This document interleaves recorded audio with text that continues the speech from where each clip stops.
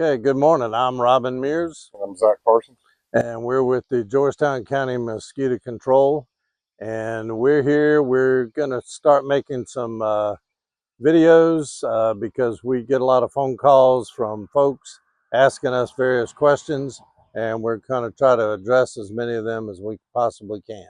We're going to address several things in these videos, and there's a couple of things that we'd like to make a statement about right off the bat, and that is for most of you that are from the Low Country, you know this already. If you're not from here, you found it out, and that is we have mosquitoes here in the Low Country. We're not going to eradicate them. We don't want to eradicate them.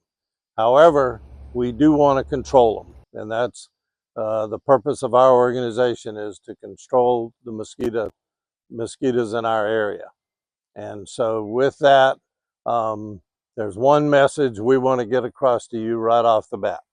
That's most of the mosquitoes that you're dealing with are being bred in your own yard, whether it's in containers. We'll go over those in these videos, where and what to look for in your yard, where they're breeding, and what you can do to prevent more from breeding in your yard. Well, let's start looking at catch basins and yard basins and what they do as far as the breeding of mosquitoes, because really this is where most of them are coming from.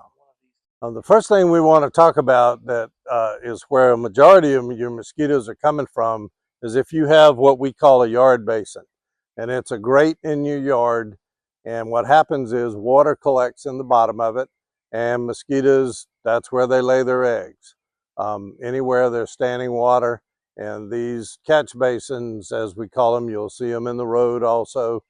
We find that this is where most of the mosquitoes in our area are breeding, because they can practically breed year-round in these basins. It protects them from the colder weather when you start getting to your fall time period, where the temperatures above ground drop.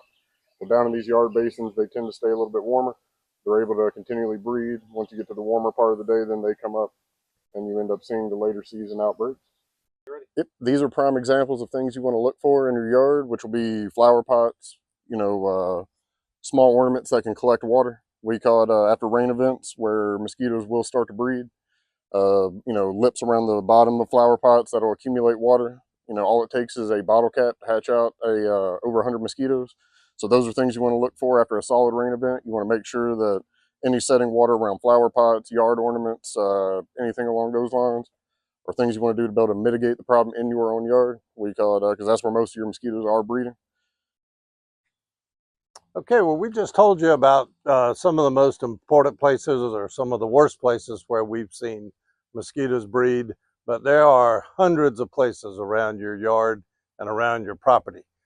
We actually have a flyer on a website, and I want to take the opportunity right now to direct you to our website. And our website contains a lot of great information, which we're trying to update all the time. And it also includes this flyer. It's called Fight the Bite. And it gives you a whole list of places within your property that you can look where you're going to find standing water, and it's where mosquitoes breed. All right, we just want to continue with some of the areas that you're going to find mosquitoes that people don't think about. Behind us here, there's a tarp, and usually there's no problem with a tarp except when you're going to find wrinkles. And after it rains or after you've watered your lawn, you'll find that water collects in those wrinkles. And once again, as we've said, it only takes a bottle cap of water for them to lay their eggs. And trust me, if there's a drop of water, they'll find it. The other thing is, if you have children's toys. I'm sure all of you have had to go out and empty out the water in those toys. Well, if that water sits in there, then the mosquitoes are going to find it, and that's where you're going to find mosquito larvae. Some of the other places are dogs' water dishes, any kind of bird bath, fountains that aren't running on a regular basis, or anywhere water can accumulate. There's going to be areas where mosquitoes are going to be able to breed. And let me just add the one thing about the mosquitoes: the nastier the water, the better. They seem to love it. If water's been sitting for a long time, particularly with debris or dirt or trash, that they're going to be attracted to those areas even more so than other areas. The next item we want to talk about is something that not affects everyone, but it does affect quite a few of us, and that is you may have an empty lot next to, your property, and people tend to use those as dumping grounds. So you'll find things like tires, or you'll find type products out there, sinks and tubs. Um, Trash just in general collects water, and those are some of the worst areas as far as breeding mosquitoes, especially old tires. That's one thing that we're trying to find anywhere that tires are being dumped, and they need to be gotten rid of. But those are the kind of things you need to be aware of. It may not necessarily be in your yard, but it's going to be close by, because one of the things we know about mosquitoes, they don't travel very far from where they were hatched. So don't think that the mosquitoes are coming from the pond that's a half a mile away. They're coming from your yard, or they're coming from your neighbors. Other examples of areas that mosquitoes can breed would be, as we spoke about earlier, children's toys, something as simple as the base that a flower pot sets on to collect the extra water. Small things like this, the lips on a barrel. I mean, it does not take much at all. 5-gallon buckets that are being stored around your shed. Anything that can collect any amount of water, they will find a way to get to it, and they will breed in it. And as we spoke about earlier, the dirtier, the more algae-ridden, the more vegetative debris in it, the better for the mosquito. So it's a good practice to just, after a solid rain, just to go around your yard and find the small, simple things just to eliminate the problem in your own yard. This is another example of an area where mosquitoes will breed in a residential area. It'll be a drainage ditch, either in front or behind your home, depending on where you live at. Typically when those have standing water in them, sun beating on them certain times of the day, wooded areas off to the side where the adults can hide from the heat. These are areas where mosquitoes will breed. Now there are things you can do. There's larvicides you can buy online. Arbico Organics is an example. They have a list that you can get off of there. But these are areas where they'll breed, same as the yard basins we spoke about. It's the same thing. It's the perfect habitat for them, and it only takes an inch of water. And they will breed prolifically, and then those will go into your yard again. They don't travel far, so they'll go from that ditch to your home, then get into your yard and breed in the other examples, flower pots, things along those lines that we spoke about. But this is one area that they will start breeding, and then they will move short distances into your yard and start breeding there, and then your problem gets worse from there. And examples of these ditches, where sometimes, like with now, where things have dried out, the eggs that were laid can stay dormant for years on end.